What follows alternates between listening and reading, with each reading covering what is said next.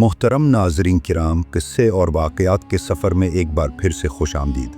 دوستوں، اے بلال، تم نے تو ہمیں ملنا چھوڑ دیا، کیا ہماری ملاقات کا وقت نہیں آیا؟ خواب سے بیدار ہو کر اونٹنی پر سوار ہوئے اور لبیک یا رسول اللہ صلی اللہ علیہ وآلہ وسلم کہا۔ آپ مدینہ کی طرف روانہ ہو گئے۔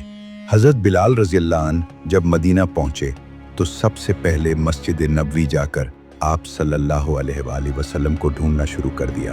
کبھی مسجد میں دیکھتے تو کبھی ہجروں میں دیکھتے تو آپ صلی اللہ علیہ وآلہ وسلم کی قبر انور پر سر رکھ کر رونا شروع کر دیا اور کہا، یا رسول اللہ صلی اللہ علیہ وآلہ وسلم، آپ نے فرمایا تھا آ کر مل جاؤ غلام، ملاقات کے لیے حاضر ہوا ہے۔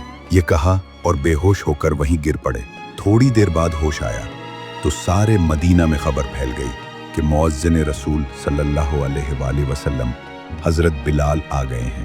مدینہ منورہ کے عورتیں، بوڑھے، جوان، مرد، بچے سب جمع ہو کر عرض کرنے لگے کہ بلال، ایک مرتبہ وہ اذان سنا دو جو آپ صلی اللہ علیہ وآلہ وسلم کے زمانے میں سناتے تھے۔ حضرت بلال رضی اللہ عنہ نے کہا کہ میں معذرت چاہتا ہوں، جب میں اذان دیتے وقت اشہد انہ محمد رسول اللہ کہتا تھا تو میں آپ صلی اللہ علیہ وآلہ وسلم کی زیارت کرتا تھا اور آپ صلی اللہ علیہ وآلہ وسلم کے دیدار سے اپنی آنکھوں کو ٹھنڈک پہنچاتا تھا۔ اب میں الفاظ ادا کرتے ہوئے کس کو دیکھوں گا؟ صحابہ کرام رضی اللہ عنہم نے کہا کہ حسنین کرمین سے سفارش کروائی جائے۔ جب وہ حضرت بلال رضی اللہ عنہ کو اذان کے لیے کہیں گے تو آپ انکار نہیں کر پائیں گے۔ چنانچہ امام حسین علیہ السلام نے حضرت بلال رضی اللہ عنہ کا ہاتھ پکڑ کر فرمایا کہ اے بلال، آج ہم آپ سے وہی اذان سننا چاہتے ہیں جو آپ ہمارے نانا جان کو مسجد میں سناتے تھے۔ حضرت بلال رضی اللہ عنہ انکار نہ کر پائے اور اسی جگہ کھڑے ہو کر اذان دینے لگے جہاں آپ صلی اللہ علیہ وآلہ وسلم کے زمانے میں دیا کرتے تھے۔ جب آپ رضی اللہ عنہ نے با آواز بلند اللہ اکبر کہا تو مدینہ منورہ گونج اٹھا۔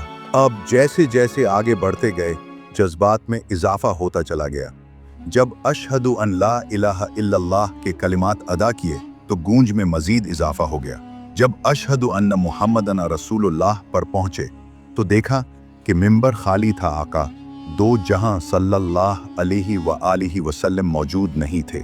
آپ بے ہوش ہو گئے، اٹھے اور روتے ہوئے شام واپس چلے گئے۔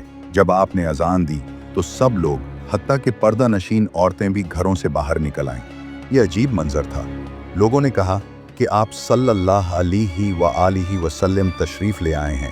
آپ صلی اللہ علیہ وآلہ وسلم کے سال کے بعد اس دن سے زیادہ رونے والا دن کوئی نہیں تھا۔ اگر یہ ویڈیو پسند آئی ہو تو اس ویڈیو کو اپنے دوستوں کے ساتھ شیئر کرو، چینل کو سبسکرائب کرو اور گھنٹی کو لازمی دباؤ تاکہ میری نئی آنے والی ویڈیو آپ تک آسانی سے پہنچ سکے۔